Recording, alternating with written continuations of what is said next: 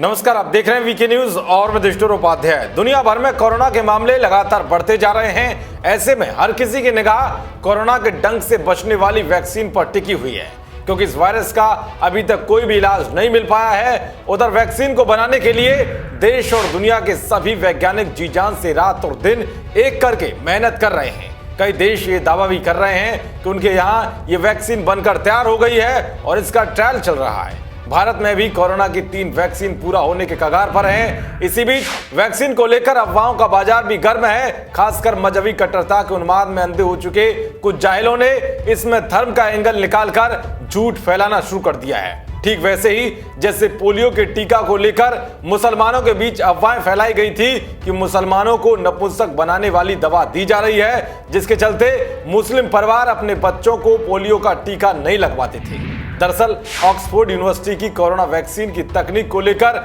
एक नया विवाद खड़ा हो गया है। दुनिया भर के कई मुस्लिम नेताओं ने वैक्सीन के बहिष्कार की अपील की है।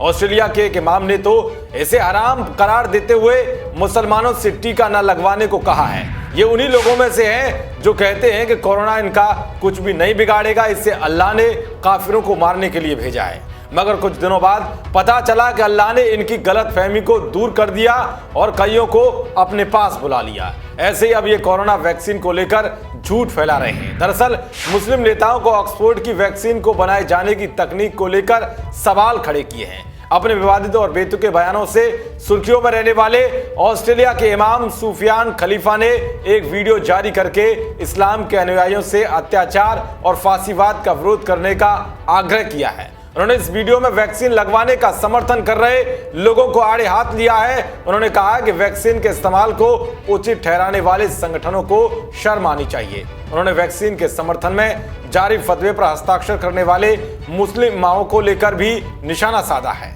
सुफियान खलीफा ने आगे कहा है कि कैथोलिक इस वैक्सीन के खिलाफ स्पष्ट रूप से खड़े हो गए हैं। वे जानते हैं कि ये हराम है, ये गैर कानूनी है, लेकिन आप इसके विरोध के बजाय सरकार के साथ खड़े हैं। उन्होंने आगे कहा कि उन लोगों पर शर्म करनी चाहिए जो धर्म के खिलाफ सरकार के साथ खड़े हैं। तो देखा आपने किस तरह से ये इमाम कोरोना वैक्सीन के टीका लगाने से पहले ही मुसलमानों को बरगला रहा है। ऐसे मुस्लिम कट्टरपंथी मौलाना का सोशल मीडिया पर एक वीडियो तेजी से वायरल हो रहा है, जो इससे भी एक कदम आगे चलकर अजीबोगरीब ज्ञान दे रहा है, जिसे सुनकर आप अपनी हंसी नहीं रोक पाएंगे। देखिए इस वीडियो को। ये जो वैक्सीन बनानी है ना, इसकी दवा इंजेक्शन बनाना है, उसमें वो ऐसी चीज डालना चाह रहे हैं कि आपका मिजाज काबू कर लेंगे। वो आपके मिजाज पर काबू पा लेंगे। वो जो चाहेंगे वही आप सोचेंगे, जो आप चाहेंगे वो आप नहीं सोच सकेंगे। जो वो चाहेंगे उसमें वो एक चिप डालना चाह रहे हैं, बहुत छोटी सी, वो लगाना लाजमी कर देंगे। उसके बाद उनका दूसरा प्रोग्राम है करेंसी। दुनिया में एक करेंसी कर दो, नोट खत्म कर दो। बिटकॉइन की तरह एक करेंसी ले आओ, ताकि करेंसी भी एक हाथ में हो, उनके एक मरकज यानी यहूदियों के कंट्रोल में हो।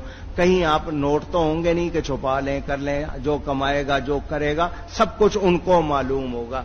ये उनकी साजिश है जिस पे वो काम कर रहे हैं। तो सुना आपने मौलाना किस तरह से अफवाह फैला रहा है कि कोरोना वैक्सीन में चिप लगी हुई है जो मुसलमानों के दिमाग को कंट्रोल करेगी। अब इनके इस मानसिक दिवालियेपन पर किसको हंसी नहीं आएगी। दरअसल इस मौलाना जैसे कट्टरपंथियों का कहना है कि ऑक्सफोर्ड वैक्सीन को बनाए जाने की जो तकनीक है वो धार्मिक रूप से स्वीकार नहीं है। ऑक्सफोर्ड यूनिवर्सिटी की वैक्सीन को भ्रूण की कोशिकाओं में उगाया जाता है, जिसे दवा पैक होने से पहले हटा दिया जाता है। इस सेल को 1973 में नीदरलैंड में कानूनी गर्भपात से प्राप्त किया गया था, जिसके बाद इसमें बदलाव कर दिया गया, जिससे ये सेल्स लैब में लगातार डिवाइस होती रहे। कई धर्मों में इसे पाप माना जाता है, इसीलिए धार्मिक नेता इसका विरोध कर रहे हैं। वहीं ऑक्सफोर्ड की वैक्सीन दुनिया में प्रमाणिक रूप से ट्रायल में सबसे आगे मानी जा रही है। बता दें कि सिडनी के कैथोलिक आर्क बिशप और शहर के ग्रीक ऑर्थोडॉक्स आर्क बिशप ने प्रधानमंत्री को पत्र लिखकर उनसे 25 मिलियन वैक्सीन की खरीद करने के सौदे पर पुनर्विचार करने को कहा है। देश और दुनिया की तमाम खबरों को पाने के लिए देखते रहिए वीके न्यूज। नमस्कार।